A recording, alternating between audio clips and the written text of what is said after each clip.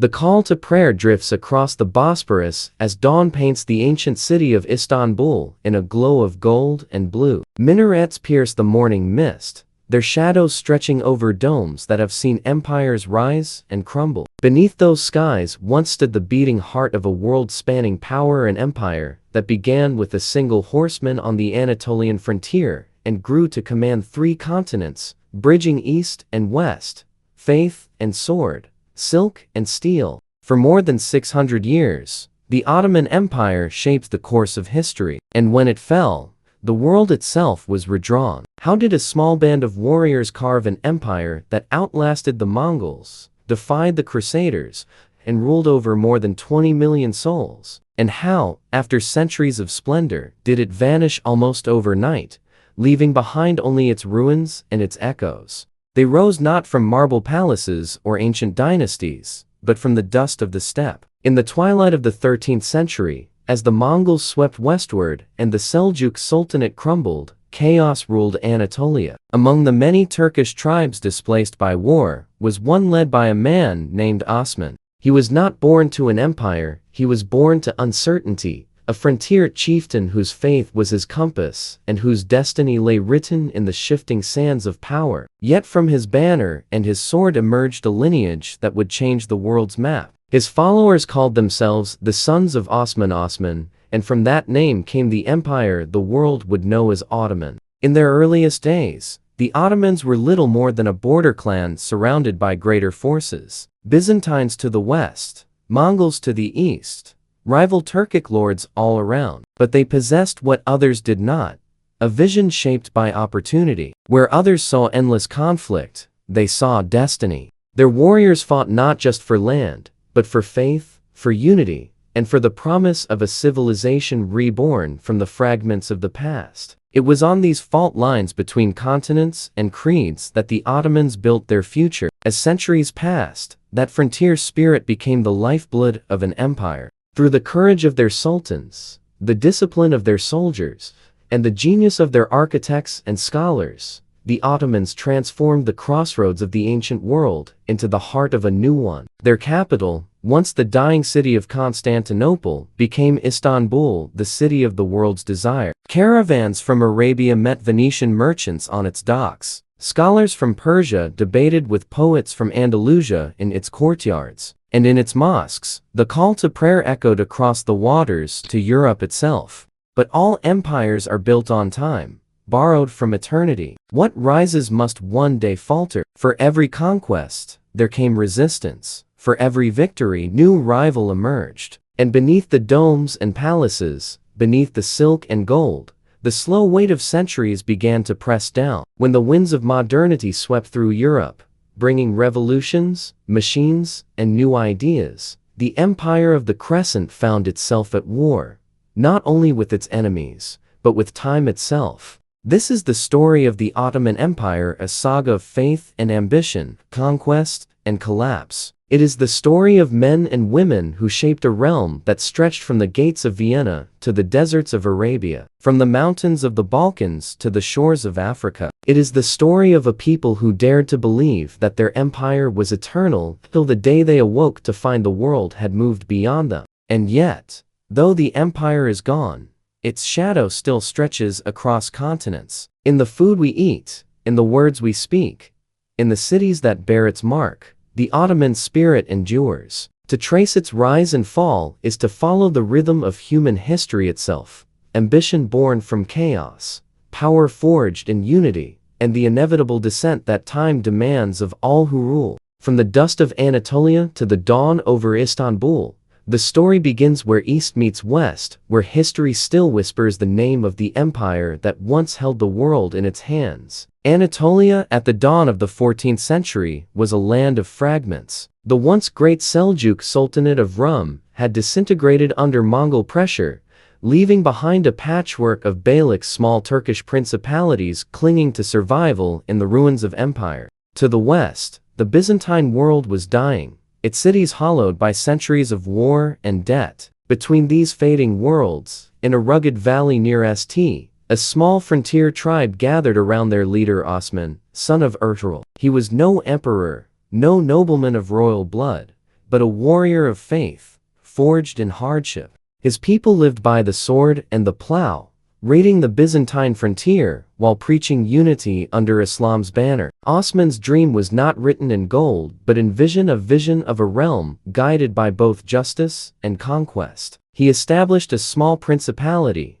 barely more than a collection of villages, but its location gave it power. Positioned between rival Turkish tribes and the weakening Byzantine fortresses of Bithynia, Osman's warriors the Ghazis struck swiftly and decisively. Every battle brought new land. Every victory brought new followers. By the time his son Orhan succeeded him, the Ottoman banner had begun to command fear across the frontier. Orhan captured Bursa in 1326, transforming a mere encampment into the first true Ottoman capital. There, amidst the rolling hills of northwest Anatolia, he built mosques and markets, minted coins, and declared the sovereignty of the Ottoman realm. With each conquest came something unique, not just plunder, but administration.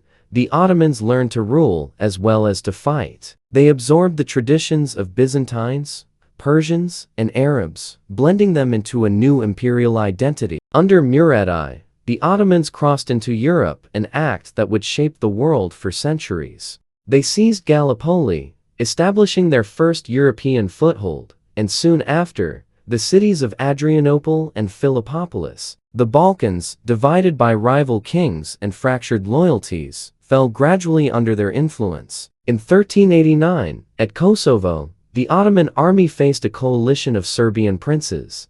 The battle ended in blood and Murad I slain on the field, yet victory secured. The Balkans would never be the same. Murad's successor, Bayezid I, known as the Thunderbolt, expanded the empire at a pace unseen before. His armies swept through Bulgaria and Greece, even threatening Constantinople itself. Yet destiny has its balances. In 1402, the Ottomans met the Mongol conqueror Timur at Ankara and were crushed. Bayezid was captured, his sons divided, the empire shattered. For 11 years, civil war tore through the Ottoman world. From this chaos emerged Mehmed I, the restorer. Patient, wise, and determined, he reunited the divided provinces, rebuilt the army, and rekindled faith in the dynasty. When he died, his son Murad II continued his legacy, facing crusades from Europe and rebellions at home. Yet through it all, the Ottomans endured. They were tempered by defeat,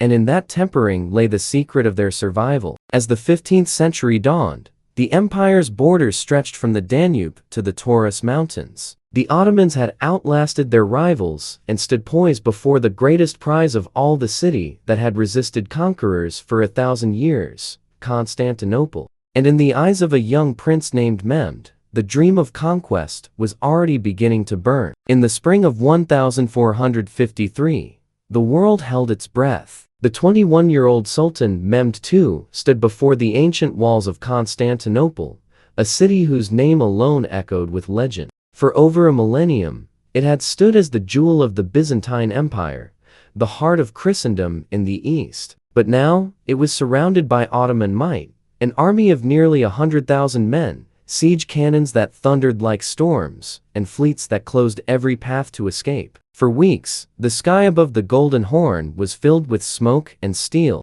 The great cannon known as the Basilica shattered the ancient Theodosian walls, while Ottoman engineers dragged ships over land to bypass the chain that blocked the harbor. Inside the city, Emperor Constantine fought to the end, leading his defenders against impossible odds. Then, on May 29th, the final assault began. As dawn broke, the last Byzantine Empire fell beneath the weight of history. The Ottomans surged through the gates, and the crescent rose where the double-headed eagle once flew. Constantinople, the eternal city, was reborn as Istanbul, the capital of a new age. Mehmed entered the city not as a destroyer, but as a builder. He ordered the Hagia Sophia, the great church of Byzantine glory, to be transformed into a mosque, not desecrated but preserved. He protected the Christian population, restored trade, and invited scholars, merchants, and artisans from across his empire to settle in the capital.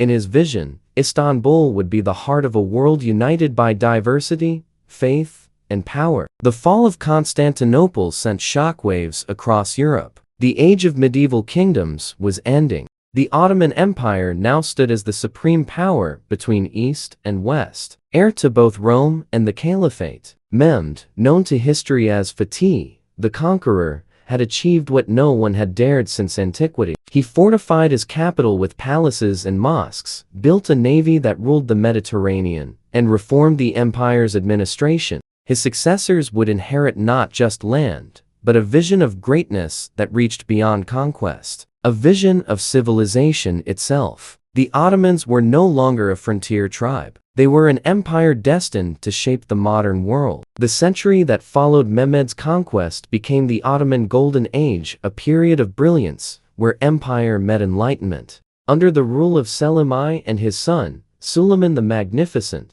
the empire expanded farther and faster than ever before. Selim, fierce and ambitious, turned eastward. He crushed the Mamluk Sultanate of Egypt, bringing Cairo, Damascus, and the holy cities of Mecca and Medina under Ottoman protection. For the first time since the Abbasids, the Islamic world was united under one caliphate. The Ottomans became both the sword and the shield of Islam, a realm of faith that stretched from the Persian deserts to the gates of Europe. But it was under Suleiman that the empire reached its true height. When he ascended the throne in 1520, the Ottoman lands spanned from Hungary to Arabia, from North Africa to the Caucasus. Known in Europe as the Magnificent and in the East as the Lawgiver, Suleiman embodied the ideal of the philosopher king. He expanded the empire's legal code, balanced justice with mercy, and patronized poets, architects, and scholars. Under his rule, Istanbul became the greatest city on earth, a crossroads of continents and ideas. The skyline rose with domes designed by Mimar Sinan, whose mosques remain timeless symbols of divine geometry. The imperial court thrived with art, calligraphy, and science. The empire's navy, led by Admiral Barbarossa, ruled the Mediterranean. Ottoman trade routes brought spices, silk, and knowledge across 3 continents. Yet Suleiman's greatness was more than conquest. He understood the delicate balance between power and wisdom, between the sword and the pen. He established schools, courts, and a complex bureaucracy that allowed Christians, Jews, and Muslims to live under Ottoman law while preserving their own faiths. This harmony, known as the millet system, became the empire's invisible strength. In 1526, at the Battle of Moses, the Ottoman army annihilated the Hungarians, opening Central Europe to their might. For a generation, Europe trembled as the crescent advanced. But as the empire reached its zenith, the seeds of decline were already being sown not in battlefields, but in the quiet chambers of power. When Suleiman died in 1566, the empire still glowed with greatness, but the light was beginning to fade. After Suleiman, the empire stood vast but weary. His successors inherited a realm too large, too complex, and too rich for stability. The palace became a world of intrigue. Sultans grew secluded behind the high walls of Topkapi. Power shifted to viziers, eunuchs, and the elite janissary corps. What had once been the disciplined heart of the empire now began to rot from within. The 17th century was an age of shadow. Europe was awakening. The Renaissance, the Reformation, and the rise of new maritime empires had changed the world's balance. Trade routes that once flowed through Ottoman lands now circled Africa, carried by Portuguese and Dutch ships. Gold and knowledge slipped away to the west. Inside the empire, rebellion stirred. Corruption spread through the administration. Armies became unpredictable. Provinces drifted toward autonomy. The once mighty janissaries resisted reform, clinging to privilege over purpose. Wars continued, but victories grew rare. The Great Siege of Vienna in 1683, to claim the heart of Europe, ended in disaster. Ottoman armies were driven back, and the empire's borders began to recede. The Treaty of Karlowitz in 1699 marked the first major surrender of Ottoman land to European powers. The long twilight had begun, yet even in decline, the empire remained magnificent, its cities vibrant, its architecture sublime, its people diverse. Poets still sang, merchants still traded, and the faithful still filled the mosques at dawn. For more than a century, the Ottomans endured not through conquest, but through resilience. They adapted where they could, defended what they must, and watched as a new world, industrial, scientific, and mercantile, rose around them. The empire was aging, but it still breathed. The 18th and 19th centuries brought a final struggle, a desperate attempt to keep the empire alive in a world that had moved beyond empires. Reformers rose and fell in waves. The Tanzimat era tried to modernize the army, the schools, the laws, and even the economy. Telegraphs and railways reached the old provinces. Western dress appeared in Istanbul's streets. But reform met resistance from within the palace, from religious conservatives, and from the very soldiers meant to protect the realm. Nationalism began to tear the empire apart. Greece won independence in 1830. Serbia, Bulgaria, and Romania followed. The empire's Christian subjects turned toward Europe, while its Muslim heartlands clung to fading unity. The Balkans became a battlefield of identity, and the empire became the sick man of Europe, surviving only through the rivalries of greater powers. Sultan Abdul Hamid II tried to restore strength through faith and centralization. He built schools, hospitals, and railways, yet ruled with suspicion and fear. Secret police roamed the streets, reformers were exiled, and the empire's press silenced. Still, change could not be stopped. The Young Turk Revolution of 1908 brought a brief breath of modernity, a parliament, a constitution, a new hope. But it came too late. When World War I erupted, the Ottomans sided with Germany, hoping to regain their place among great powers. Instead, they faced ruin. The empire fractured along its own seams. Arab revolts rose in the deserts. The British marched from Egypt and Mesopotamia. The Russians pressed from the north. By 1918, Istanbul was occupied, and the Ottoman dream lay in ashes. In 1922, the Sultanate was abolished. The last Ottoman ruler, Mehmed II, fled the city by ship, watching the domes of his ancestors fade into mist. From the ruins, a new nation emerged under Mustafa Kemal Atatürk, the Republic of Turkey. The empire that had once ruled the world's crossroads was gone, yet its legacy endured in art, in architecture, in law, in cuisine, in language. The Ottomans left behind a civilization that shaped continents. From the mosques of Sarajevo to the palaces of Cairo, from the calligraphy of Damascus to the music of Istanbul, their spirit remains. For 6 centuries, they bridged the world between East and West, between faith and empire, between tradition and transformation. And though the empire fell, its echoes still rise with every dawn over the Bosporus, reminding the world that power may fade, but history never truly dies. As the sun sinks over the Bosporus, its golden light spills across the domes and minarets that still crown Istanbul, the city that once ruled empires and now stands as a bridge between ages. The waters shimmer like molten bronze, carrying with them the reflections of centuries, of sultans and scholars, of traders and pilgrims, of soldiers who marched beneath the crescent and citizens who built their lives in its shadow. The Ottoman Empire has long since passed into history, yet its spirit lingers in every stone, every melody, every taste of spice and call to prayer that drifts through the evening air. For more than 600 years, the Ottomans shaped the human world not only through conquest, but through the delicate threads of culture, architecture, and faith that bound continents together. From the deserts of Arabia to the mountains of the Balkans, from the palaces of Cairo to the mosques of Sarajevo, they left behind a map not of borders, but of influence. Languages intertwined, cuisines merged, and art forms blossomed where civilizations once clashed. The empire may have fallen, but the world it molded endures in the arches of bridges, the domes of mosques, and the patterns of thought that still ripple through the modern Middle East and Europe alike. The story of the Ottoman Empire is not simply one of rise and fall, it is the story of humanity's eternal cycle. It begins with ambition, rises through unity, flourishes in faith, and wanes beneath the weight of time. Empires are living things. They grow from dreams and wither from within. The Ottomans were not the first, nor the last, to believe their realm would last forever. But even as their walls crumbled, the culture they built continued to breathe.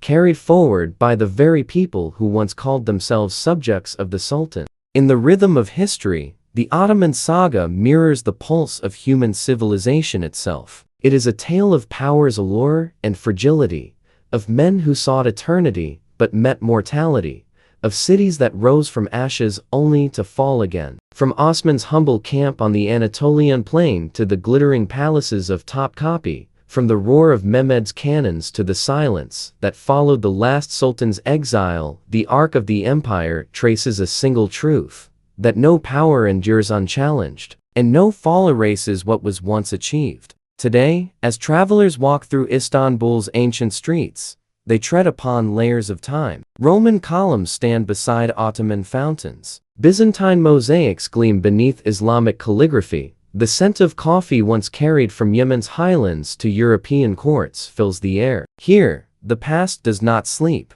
It converses quietly with the present. The empire may have vanished, but its geography remains alive, beating like a second heart within the modern world. From the empire's fall was born a nation, the Republic of Turkey, built on the same soil, yet turned toward a new horizon. It carried with it both the burden and the brilliance of Ottoman memory. And beyond Turkey's borders, the empire's echoes persist, in Albania's minarets, in Syria's bazaars, in the music of Greece and the poetry of Persia. Even the word coffeehouse, where revolutions and ideas brewed side by side, traces its lineage to Ottoman gatherings where merchants and philosophers once debated the world's design. The Ottoman story reminds us that history is not made only by kings and wars, but by the unseen millions who lived under their banners. Farmers who tilled the soil of Anatolia, artisans who carved marble in Damascus, sailors who braved the Mediterranean winds, and mothers who passed down songs that still drift through time, all of them were the heartbeat of an empire. Their hands built what history remembers, and their endurance ensured that even after the empire fell, the essence of its world endured. Standing at the crossroads of continents, the Ottomans once believed they could hold the world in balance: east and west, faith and reason, tradition and reform. For a time, they did. They guarded the roots of trade, the sacred cities, the meeting places of culture. But the tide of modernity, once unleashed, cannot be contained by walls or borders. The empire that once connected worlds became a relic of the world it had created.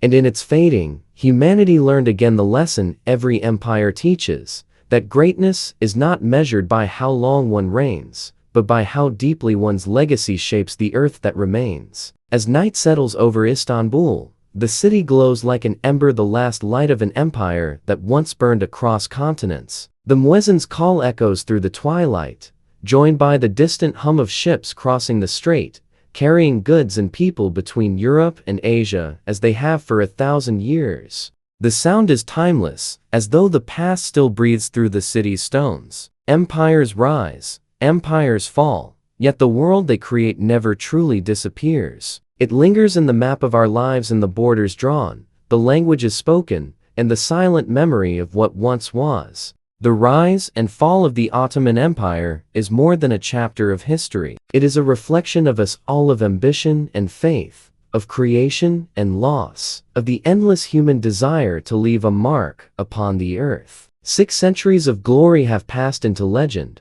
but their story endures in every sunrise over the Bosporus, in every dome that catches the light, in every city where the echoes of their world still whisper. And so, the tale closes as it began, with the people standing at the edge of continents, watching the horizon, knowing that no empire truly ends for as long as its memory shapes the world. The Ottomans have vanished from power, but not from time. Their story remains carved across the map of humanity, a story of rise and fall, of faith and ambition, of an empire that once held the world's heart, and whose pulse can still be heard in the quiet hum of the Bosporus as history flows, eternal, beneath its bridges.